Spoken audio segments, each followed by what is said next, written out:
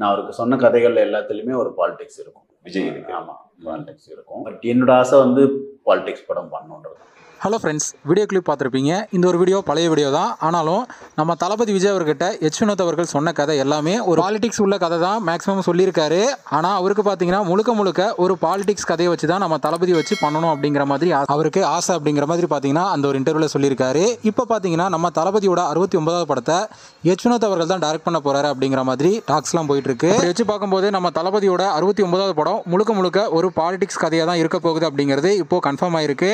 இருந்தாலும் நம்ம தளபதியோட 69வது படத்தை யார் டைரக்ட் பண்ண போகிறா அப்படிங்கிற அஃபிஷியல் அனௌன்ஸ்மெண்ட் வரணும். ஸோ அது வரைக்கும் நம்ம வெயிட் பண்ணி பார்க்கலாம். இப்போ நம்ம தளபதி விஜய் அவர்கள் 69வது படத்தோட முடிச்சுட்டு அடுத்து பாலிடிக்ஸ்க்கு தான் போக போகிறாரு. அப்படி இருக்கிற சமயத்தில் இப்போ ஒரு பாலிடிக்ஸ் ஸ்டோரியில் நடித்தா அது அவருக்கு நல்லா இருக்கும். ஓகே ஃப்ரெண்ட்ஸ், நீங்கள் சொல்லுங்கள், நம்ம தளபதியோட 69வது படத்தை யார் டைரக்ட் பண்ணால் நல்லாயிருக்கும், அது எப்படிப்பட்ட கதையாக இருந்தால் நல்லாயிருக்கும் அப்படிங்கிறத கமெண்ட்டில் சொல்லுங்கள். இந்த வீடியோ பிடிச்சிருந்தா லைக் பண்ணுங்கள், ஷேர் பண்ணுங்கள். இது போன்ற தளபதி பற்றின அப்டேட்களை தெரிந்து கொள்ள நம்ம சேனலை சப்ஸ்கிரைப் பண்ணி சப்போர்ட் பண்ணுங்கள். அடுத்த ஒரு வீடியோவில் பார்க்கலாம்.